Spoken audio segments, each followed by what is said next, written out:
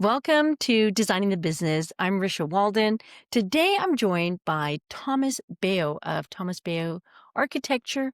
He's had a firm since 1997, really built a particular style that I love of the homes, of the hundreds of homes that he's designed and built. He has a very whimsical, eclectic style, but he has a wonderful, flourishing practice in the Short Hills, Melbourne, New Jersey area. You're going to love this interview as I dive deep into his thoughts and how he got going in business. So, Tom Baio, why did you start your business? I started my business a long, long time ago. I was in fifth grade. Oh my God, really? Yeah. And when I was in Okay, I fifth didn't know that. grade, I Yeah. played Thomas Jefferson on the school play. And That's Thomas funny. Jefferson, I remember my line. Right. What was it? One line? I had one big line, yeah. Fifth grade, we had, my name is Thomas Jefferson. I'm the third president of the United States. Okay, that's easy to remember. And I'm an architect. I helped write the Declaration of Independence, and I'm a scientist. So we had to describe, everyone had to be a president. I was Thomas Jefferson. And then you decided on fifth grade. My mother made me a fluffy shirt that looked like what you wear to a prom today or a wedding. Okay. And these ruffles, and I looked a lot like this. So starting in fifth grade, I got my mother saying, "You're going to be my architect." So that's when I started my practice. And I started doing things in fifth grade. I would design homes. And when I got into Lego, so many of us in architecture get Right. into Lego, the world became my oyster, right? Right. I led the parade at the sandbox. We had a local sandbox, and I would Love build the that. bridges and tunnels and secret gardens Okay. and all those things Really? that we love to have in architecture. So obviously you went to school for architecture and got your degree and then opened your own business? Yes, so soon after graduating eighth grade and going to high school, I looked at the first time I can actually pick the classes I wanted to study. As a freshman, you get one or two, but as a senior, you get more. And I started doing electives. No, they weren't called electives. In high school, they're probably called just the classes you want. And I did engineering. I joined the American Society of Civil Engineers student body and did everything that basically formed the legs of what could be my future entrance into architecture. I applied to colleges who had architectural degrees. And I never turned back. I mean, since I was fifth grade, nothing but wanted to be an architect. That's amazing. So why have your own business? Like, why not just work for a firm? What was I did that? work for a firm. So in 1985, I took and self-enrolled at the University of Venice in Venice, Italy. Back then, our school did not have a foreign program. So I went to the University of Venice with Livio Demetriou, a professor at my college. Not Leonardo da Vinci, but that was close. Although I worked for him for a while, when we got back to the States, we wrote a bunch of books together. Okay. And he sort of explained the importance of constantly building your resume. University of Venice led to my meeting of a very famous architect named Alberto Sartoris. At the time, in 1985, he was the last living Bauhaus architect. It was like wow. 93. Yeah. And I worked for him because when I left the University of Venice, instead of coming home, I traveled up to Lausanne, Switzerland, and took my first job, not paid. And we did work for the Venice Biennale in 1985. Came back in the fall and went back into college, enrolled, and had a newfound belief that maybe I'm smarter than other people because I did these crazy things. My first job was in 1986 in the United States, and I worked for an incredible graphic designer, industrial designer named Massimo Vignelli. And Massimo Vignelli had studios in New York City and Milan and took me under his wing, and I traveled with him. We did lots of exhibitions. We went up to Toronto and did the Toronto exhibition on his work, and he did presentations right here in the city at Cooper Union, and stayed with Vignelli's probably for 2 or 3 years, and then went on to work for Hardy Holtzman and Pfeiffer, another very well-known, prestigious New York firm. So I did work for others. I worked for others for almost 10 years. No, less than that, 7 years, because I started my own practice in 1991. What was the impetus for that? Why not just continue working for other people? So because of my family. So my mom, who was always a strong-willed woman, wanted me to be an architect. I did finally get my license in 1991. I got it at a very young age. I was 27 when I was licensed. And so I went out to at the time I was working with my dad. My dad was a magazine distributor. Okay. And I was getting acquainted, as my mom said, you got to go help your dad. Now, no more New York City, no more work in there. You're going to go work with your dad and you start your practice. Wow. So that's how I started my practice. My mom Insisted. insisted, and I got an office at my dad's, warehouse in Edison, and I Okay. hung a shingle Right. literally outside, and people drove by, and I started getting work, and by Really? yeah, 1991, and by 1995, I had 2 employees. Those 2 grew to 5, then 10, then 12, then 15, and if you see that picture over there, that was my office at its peak, and that's 2006, where we had 15 full-time people. So, I've always been wanting to be an architect, at least to be seen in the world of architecture, to be with my peer groups. That's all I ever knew was architecture. Interesting. How's your Italian? You spent all that time in At Italy, the right? time, I spoke better. My mother was Italian, so I learned as a young kid. Lo Um, parlo italiano un poco. so I we're was not better gonna in French, but we're not gonna continue this interview in Italian because my Italian is no. worse. So I did work for others, but most of my experience, most of the hard knocks were having my own practice and surviving 8 lawsuits of various ilk. None of necessarily my doing, but all by collaboration if you sue your builder. So I became really good, but not because of the experience from having worked for others, but sometimes the self-inflicted wounds of thinking you made your own mistakes. The school of hard knocks, if you will. Right. So you became good because you saw the mistake you made and you're like, each mistake forced you to like make sure that didn't happen again, right? Yeah, And so and you're and like, okay, where am I missing in my business? Where am I missing in whatever it is, SOPs or your yeah. practice or, your oversight, your And knowledge, what's right? amazing is you don't think you're making a mistake. What you think you're You doing can. is Right. properly servicing until a discovery is made and the builder's at a standstill. The owner wants resolution, and you're like, "Hamana, hamana, okay, didn't think of that." So it's more like the learned experiences that really, I think the older you get, the better you get. Right. Well, it stepped you up. Every time it was a step Mhm. up. It's Yeah, like, what doesn't kill you makes you stronger. what impact do you want to leave with your architecture, with your business? The one thing that's always been true is I want it to be consequential. Maybe I had some character flaw, but I wanted to leave things as somebody who had consequence. And so that's my legacy. My legacy is to perform the duties of having been a consequential architect in the era in which I lived. Like we studied architecture and we studied Frank Lloyd Wright as these greatness and Le Corbusier and Mies van der Rohe Right. and you saw them as demigods, right? Right. And the greatest aspiration I could have is maybe one day be in that same world of looked at as not just consequential, but as somebody who was worth following or. Right. Yeah. Well, we're in this neighborhood. You have a huge body of work that you've done for many homes and actually changed some of the architectural style, that we see in this town, Short Hills, for instance, right? Because Yeah. you've incorporated, it's an older town. So you've incorporated some of those historical elements, but refashioned them in a very whimsical way, actually. And you like to use, I mean, we've worked together. So I would say that Tom likes to use whimsy and he always has a story in his architecture. So it's not just, it is about the place and creating a beautiful Yeah. home for that lot, but it's also about, and it's about the clients, but you also have this style that takes that Well, into thank you. consideration. I'd like to call it a uniquely American architectural style, and I'll explain what that means. Okay. Yeah. The one thing different from the Beaux-Arts, where we all come from, Mm-hmm. architects study the Beaux-Arts, and we can employ it or choose not to employ it. Modernism Employed it all. was Yeah. a complete affront on Beaux-Arts. Yeah. But the one thing we come from is that style, European mostly, perhaps Asian infused, but every culture had developed the style. What America was the great melting pot.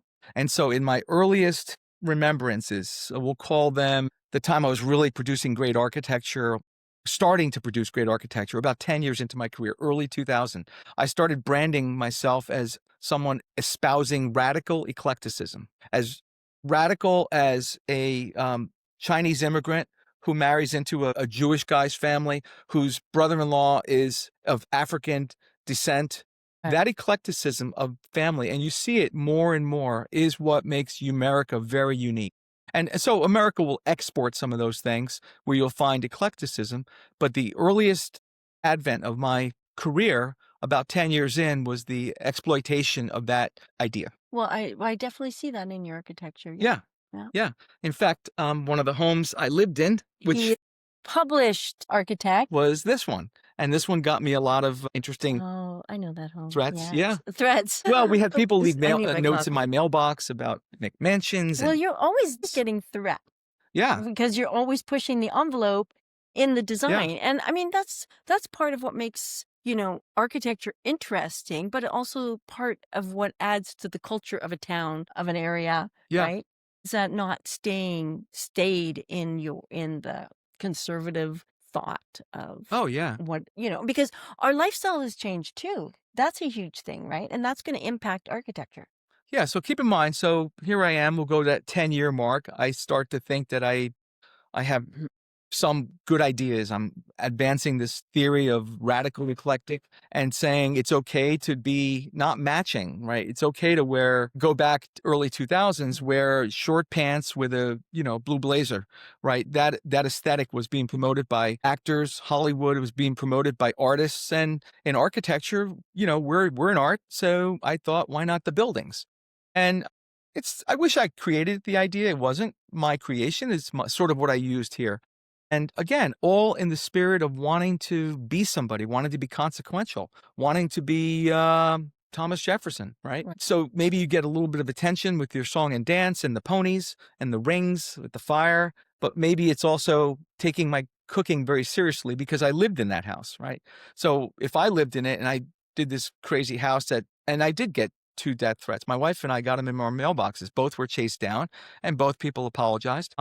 And both people I don't really hear from anymore, but it was an affront on a neighborhood. And I get it. I get it. When you take down the vernacular of a suburban town, generally medium to high end, and you start putting in, these eclectic structures, it's going to get you noticed. So it achieves rule number one, be consequential, but it also comes with its pitfalls. And early on, like in those lawsuits, I experienced a lot of pitfalls. My life from years 10 to years 20 was very, let me think of the right word, so don't mind the was very discovered. I emerged, right? So a combination of mistakes, really good ideas that are intense and getting people to build these structures, that was the foundation. So right at the 20-year mark, we'll call it 2012, I'm really feeling I'm into my own. I built a great big practice. I was still in central New Jersey, even though I was doing a lot of the work up here. I Right. was located in central Jersey. And my father passes away. My mom had died in 2003, and my father dies. So I no longer have a reason to be in central Jersey because I'm doing all the work up here. Hmm. And so I decide to go on my own in my this current office up here. Still creating all these little sketches you see. But for I would say the last 14 years, I've really refined those couple of motives, right?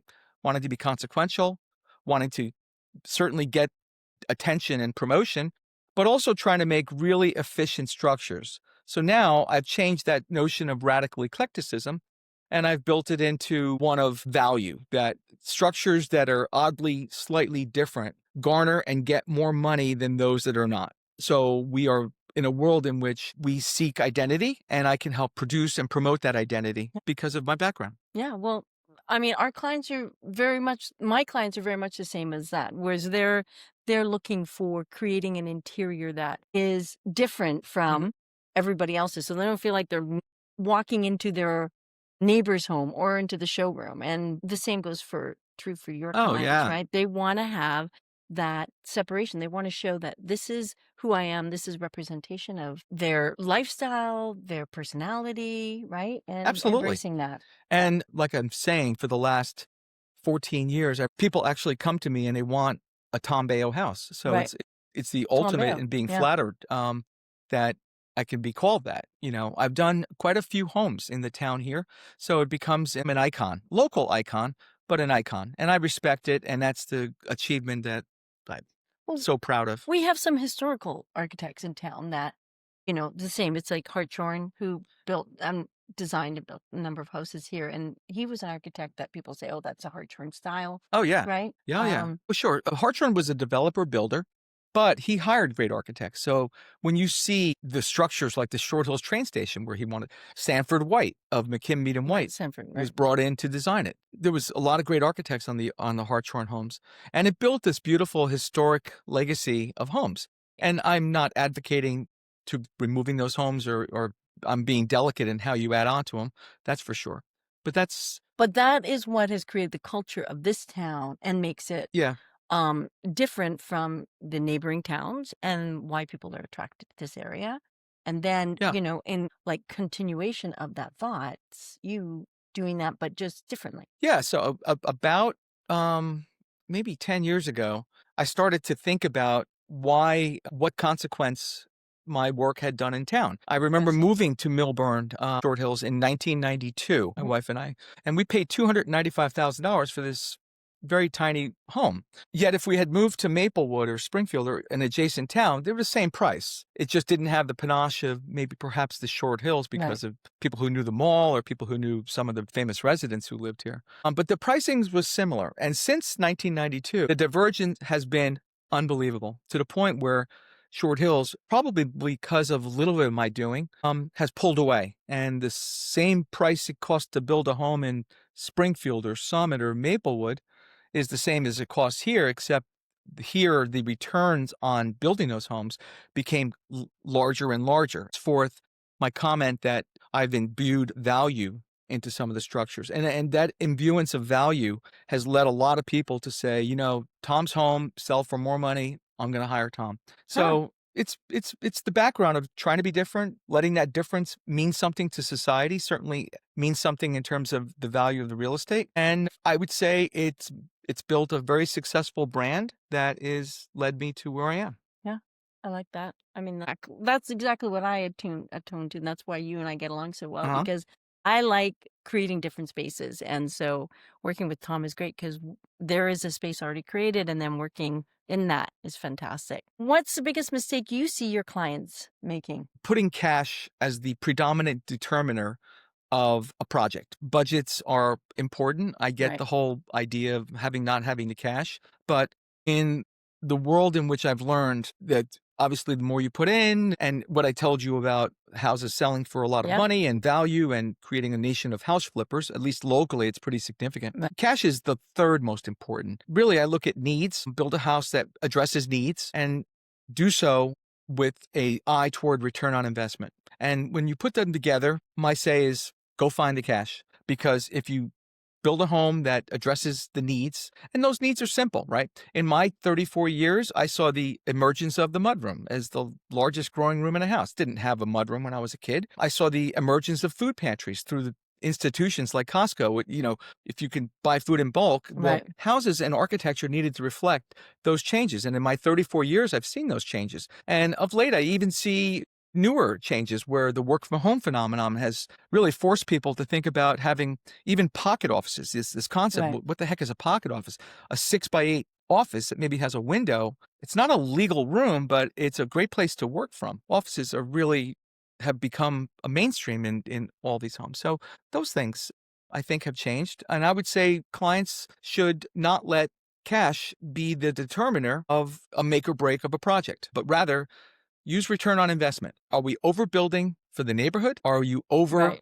creating for what could be sustained from a value standpoint?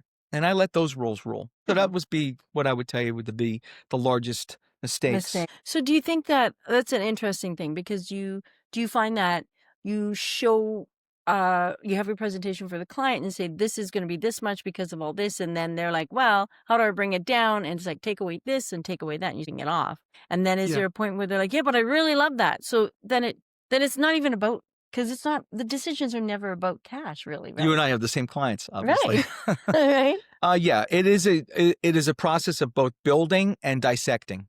I wish that doesn't happen, but that's the reality of people ultimately not being able to get past that number one mistake, right? We don't want to overspend. So then do you find that you say, okay, but let's do this, which isn't going to like disseminate the design, like take away from the design, but do this and like are you part of that conversation to make sure that like you're balancing their budget without diluting the design of the 100%. Yeah. It's a process. It takes a lot of time. Yeah.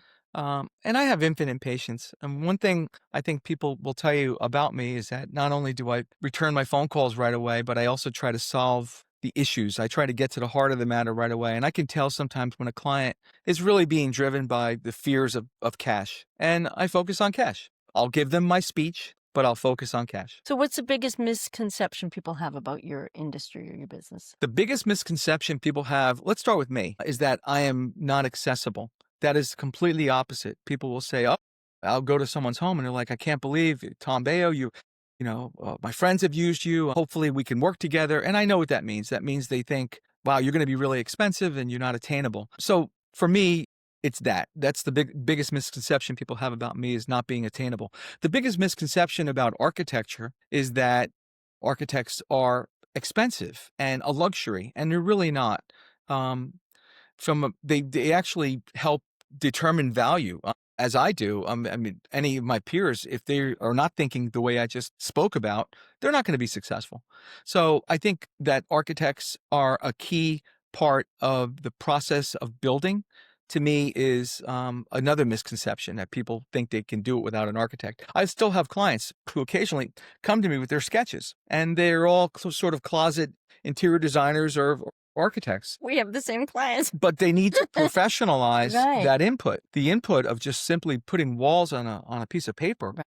involves so many other aspects of load path and power and electricity and circulation patterns and decoration and enclosure. So I think we're in a world in which you can't just draw something on a piece of napkin and expect it to be built successfully. You probably need the aids of a professional. Well, it is. Yeah. And it's expensive it's actually more expensive without an architect, because you're going to make mistakes if you Oh, have yeah, and no I've idea, made 'em. just like you Yeah. did. You've Oh, yeah. made them. You've done that. You've seen that. Like, okay, this whatever it is, the closet Yep. is, there's not enough room in the closet. It's only 10 inches deep. Like that's going to be useless, for instance, or that these door swings or whatever it is. Yeah. Right. And you're like, they're going to go back and they're going to have to spend twice as much, because now they have to correct it, because they're going to get into the home and realize that didn't work. I had a conversation with an architect who was being sued. This is about maybe 15 years ago. And he was, we're at a conference, so he's telling me Right. what the lawsuit was. And I said, "Well, what did you do?" "I did a surgical outpatient facility." I said, "What was the lawsuit over?" "That the surgical tables don't fit in these 10 by 10 rooms." I said, "Well, they're small rooms." He goes, "Yeah, they're outpatient facilities." I said, "What was the merit of the case?" "That the bed is 11 feet long." I'm like, "And the room is 10 by 10? I said, "That's a pretty big mistake." And he was shocked he got sued. Well, it turns out that surgical beds come with accoutrements that sit behind the bed, not Right. next to the bed, because the doctor's next to the bed and the nurse Right. in the So you need 11 feet. And he did 10 Right. by 10 rooms. Whoops. So I'm like, my errors weren't that bad. That's hilarious. So what advice would you give a professional just starting out? Starting out, the advice I wasn't given. I was given, first of all, my advice was one of, you're an architect. I have a good background. I studied here. I worked for famous people. I'm worth a lot of money. The biggest advice I can give someone younger is don't overprice your services, almost to the point where give it away until these things get established, built, and you have a legacy that's way beyond your merit of education, the college you graduated from, your GPA. You need to show that something got built, people are happy, and they're most happy when they think they've gotten a great deal. You can, if you're starting out, give people a great deal, because that's the best advice I can give somebody. We all think we know too much at a very young age, only to know later on how stupid and how irrelevant we really were. So that would be my advice. Right. So what keeps you inspired to continue? What keeps me inspired to continue? Oh, okay. Well, Thomas Jefferson, aside from being a president and the author of the Declaration of Independence and an architect, was a statesman and served as the ambassador to France, a very key relationship when you're fighting its rival nation, England, and learned about wine and cultivated a piece of Cabernet grapes and brought it to the United States, and spent quite a bit of years trying to produce better and better wine. So the pursuit of a better wine is never satisfied by having made it. It's always the next one. Oh, That's the corollary in architecture, is for me, is that I've done some great homes. While I think those homes are great, it's the pursuit of a better one that's constant. And that lack of ever being completely satisfied, I think, is what keeps me going. Yeah. I'm always looking for that next good bottle of wine. Yeah. I like that.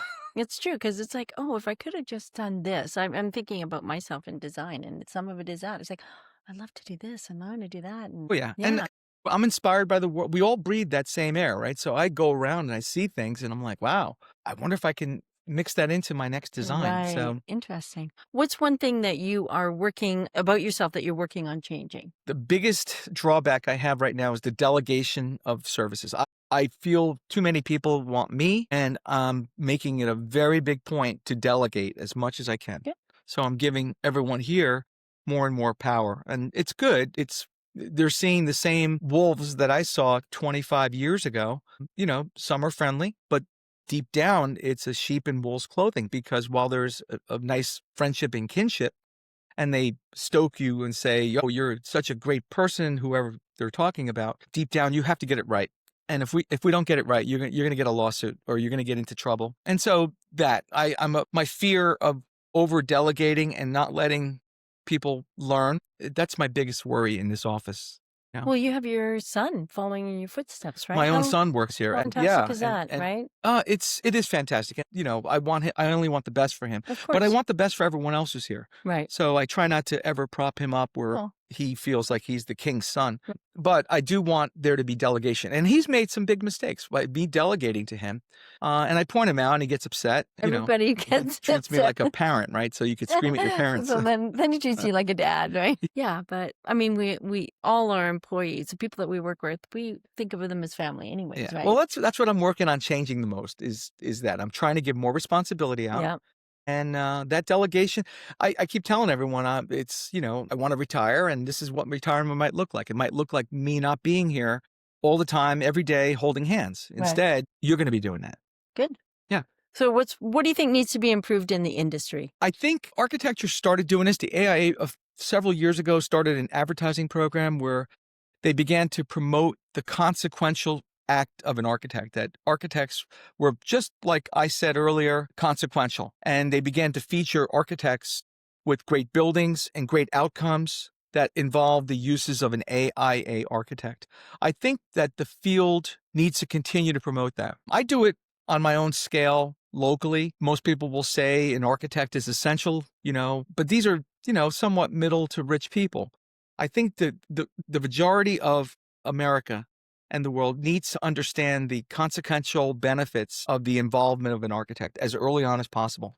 That we are the planners, the designers, the innovators, the creators of solutions that are both, value driven and driven by the exploitation of great innovation. I hear you. I agree.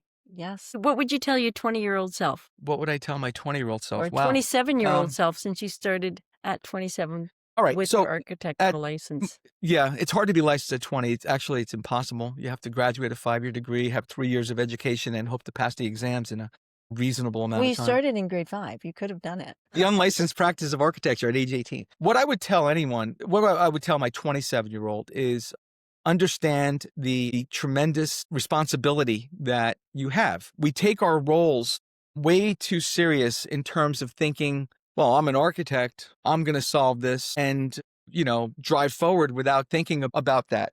It's very important to not underestimate the role of yourself in a form of leadership as well as in a form of being a knowledgeable party in something. And if you don't know something about something, don't pretend you do. I see that way too often. I see that with my own son. We want to come across as being legitimate, Professional.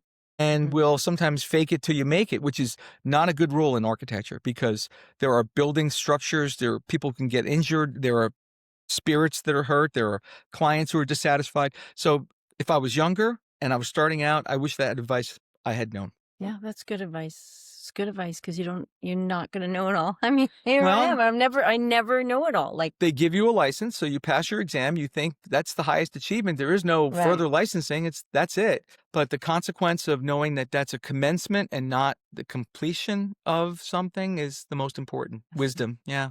Thanks, Tom. That was really lovely. I hope we got it all on record. I Thank you. really enjoyed the conversation. Well, thank you for considering me for this podcast. Absolutely, yeah. If people want to get a hold of you, where should they go? What's the Well, if you best came place? into downtown Milburn, I'm right behind the Starbucks. Okay, that's a good But, one. We'll put all your contacts websites. below. We've got your Yeah, just website. if you Google my name, Tom Bayo, you will find a lot of stuff about me. There you are. Thanks so much. I Thank appreciate you. it. Thank you, Risha. Yeah.